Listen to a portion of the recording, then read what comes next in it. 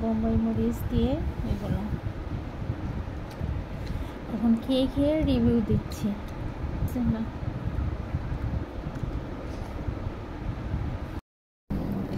এইখানে আমি পোড়া 1 হাঁড়ি পান্তা ভাত নিয়েছি, আর এই ভাতটা আমি কালকে রান্না করে রাতভর পানি দিয়ে রেখেছিলাম, আর সকালে উঠে এটা এখন প্রসেসিং করে নিচ্ছি। আর এই পান্তা ভাতটা প্রসেসিংয়ের জন্য আমি এখন এখানে দিয়ে দিচ্ছি কাঁচামরিচ আর কাঁচা মরিচের কুচি, ধনিয়া পাতা কুচি জাস্ট ডেকোরেশনের জন্য, আর দিয়ে দিচ্ছি 1 ফালি লেবুর রস।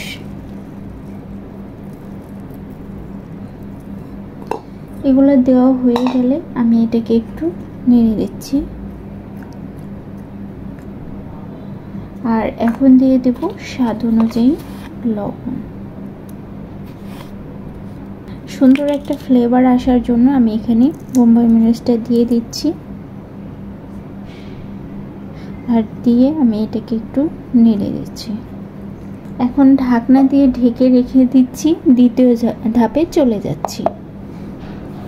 এ পর্যায়ে এখন একটা মাঝারি সাইজের একটা ইলিশ নিয়েছি, আমি এটা একদমই আঁশগুলো তুলে নিয়েছি, এখন কেটে নেব।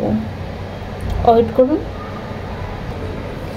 ইলিশ মাছ এবং সাথে কেটে নিয়েছি একটা বেগুন। চলেন তাহলে এখন এগুলা সবগুলো উপকরণ ফ্রাই করে নেই। হলুদ এবং মরিচ দিয়ে ভালো করে মেখে নিলাম।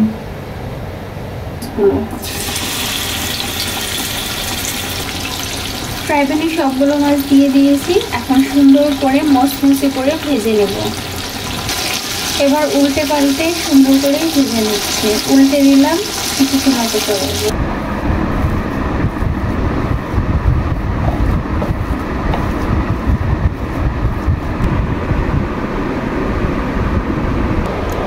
সবগুলো আরেকটা হয়ে গিয়েছে।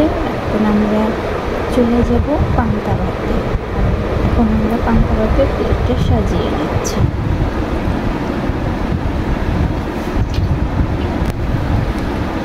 দিয়ে দিচ্ছি তেল, তেলটা দিয়ে আমি ভাতের সাথে একটু মেখে নিচ্ছি।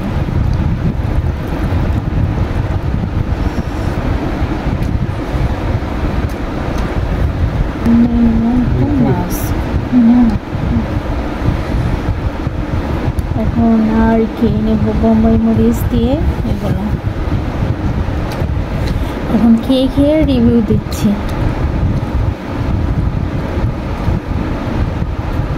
না